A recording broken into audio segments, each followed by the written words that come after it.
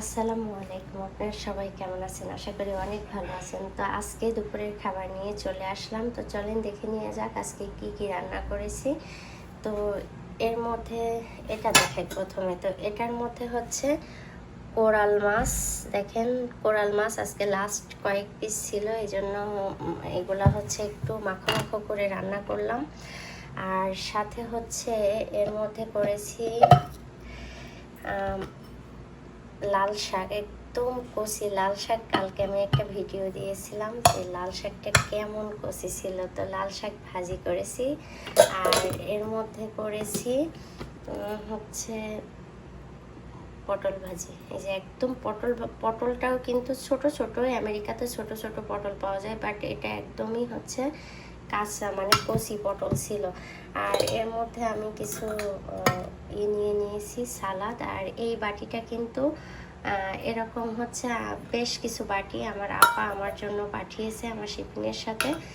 তো আমি এটাতে হচ্ছে আজকে সালাদ নিলাম, মাঝে মধ্যে ফল টল পেয়ারা টিয়ারা মাখাই এর মধ্যে। আর হচ্ছে প্রত্যেকটাতে চামচ দিয়ে দিব।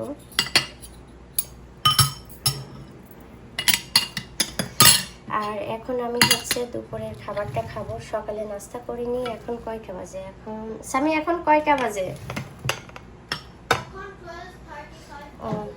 12:35 এখন বাজে 12:35। তো এর মধ্যে আমি ভাত নিয়ে নিয়েছি, এই যে। তো এখন আমি আমার প্লেটটা সাজিয়ে নিব। তো প্রথমে হচ্ছে এই যে সালাদটা নিয়ে নিব। সালাদটা কিন্তু অনেক ইয়ামি লাগছে দেখতে। আর এরকম সালাদ হচ্ছে খেতে কিন্তু আমি যখন দিই, এই যে শসা দিই, তখন কিন্তু আমি টমেটোটাও অনেক চিকন চিকন করে কাটি। তাছাড়া দেখবেন যে টমেটোটা আমি সব সময় একদম মোটা মোটা করে সালাদ খেতে পছন্দ করি। আর এটার মধ্যে হচ্ছে পটল ভাজি। এই যে পটলটাও আমি নিয়ে নেব। কে কে এইভাবে পটল ভাজি করেন? আমার বাড়িতে আমি কখনো এইভাবে পটল ভাজি খাইনি। গোল গোল কুচি করে করে পটল ভাজি খেয়েছি। আর আমেরিকাতে আসার পরে মূলত আমি এই পটল ভাজিটা শিখেছি। আমাদের যশোরের মানুষ এইভাবে পটল ভাজি খুবই কম করে। খোসা সহ পটল হচ্ছে গোল গোল করে কুচায়, পাতলা করে কুচিয়ে তারপরে কিন্তু ভাজি করে। আমি অনেকবারই করেছি ওই ভাজিটাও। আর এখন হচ্ছে লাল শাক ভাজি নিয়ে নিব। বাচ্চাদেরকেও কিন্তু আমি এই শাক ভাজি দিয়ে মাখিয়ে তারপর মাছ ভাজি দিয়ে হচ্ছে খেতে দিব। তো এর মধ্যে আমার যদিও কোরাল মাছটা ইদানিং একটু পছন্দ কম হচ্ছে, বাট এর মধ্যে আমি একটা কোরাল মাছ নিয়ে নিব। আমি জানি না কোরাল মাছটা কতটুকু আমি হচ্ছে খাবো। টমেটো দিয়ে কোরাল মাছটা আমি রান্না করেছি, একটু মাখো মাখো ভুনা ভুনা করে। তো এই হচ্ছে আজকে আমার দুপুরের খাবার। 12:30 বাজে যেহেতু এখন দুপুরে। তো এখন আমি খেতে বসবো বিসমিল্লাহ বলে। তো ভাতটা একটু ভেঙে নিই। আজকে ভাতটা একটু বেশিই নিয়েছি কারণ দুপুরের খাবার যেহেতু। তো প্রথমে আমি কিন্তু শাক ভাজির সাথে একটু মাছ ভাজি খেতে পছন্দ করি, বাট আজকে কিন্তু আমি গতকালকে রাত্রে বাজার করেছি, তখন আমি ভালো মনের মতো মাছ আমি পাইনি, এই জন্য আমি হচ্ছে মাছ নিয়ে আসিনি, ঠিক আছে। তো খুব মিস করছিলাম। ইটস ওকে, আজকে এই দিয়েই খেয়ে ফেলবো। তো প্রথমে হচ্ছে লাল শাকটা দিয়ে মাখাচ্ছি। আর এই যে একটু সালাদ নিয়ে তারপরে হচ্ছে খাবো। বিসমিল্লাহ বলে বিসমিল্লাহ।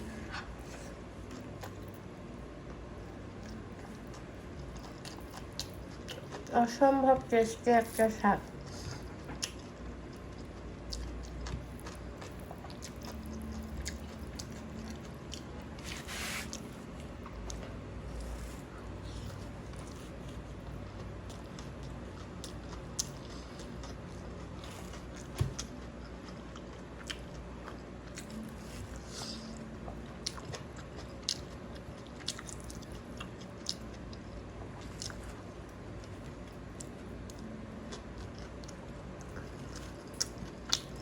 তো এখন একটু পটল ভাজি দেব।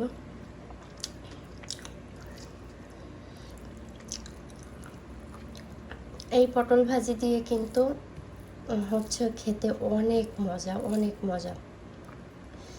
তো আমি মূলত কালকে গিয়েছিলাম হাঁস কিনতে, তো হাঁস আসেনি, আর ফ্রেশ হাঁস ছাড়া তো আমি নিয়েও আসবো না। এই জন্য আর অন্য কোনো দোকানে আমি আর খুঁজিনি। আমি যেখান থেকে মাছ মাংস কিনতে পছন্দ করি আমি সেই দোকান থেকেই হচ্ছে সব মানে মাছ মাংসই কিনি। তো হাঁসটা ছিল না বলে আমি আর নিয়ে আসিনি অন্য দোকান থেকে। তো এখন পটল ভাজিটা দিয়ে খাবো।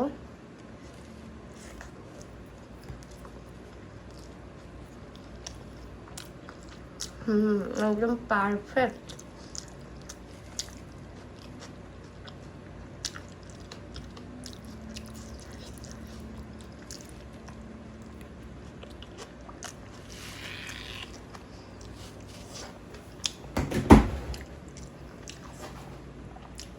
খুবই টেস্ট পটল ভাজিটাও।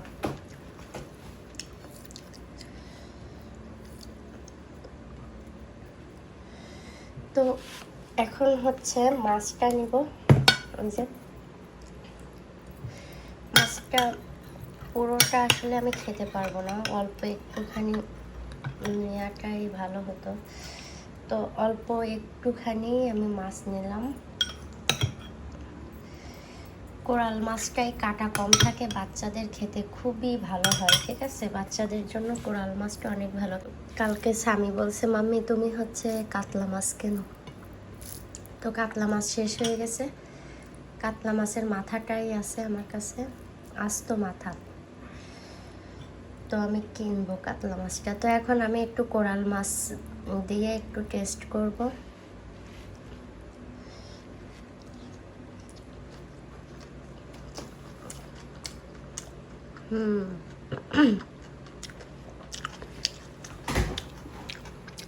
তো আজকে আমার দুপুরের খাবার কেমন হলো অবশ্যই জানাবেন, অবশ্যই হেলদি খাবার আজকে। তো সবাই ভালো থাকবেন, আল্লাহ হাফেজ সবাইকে।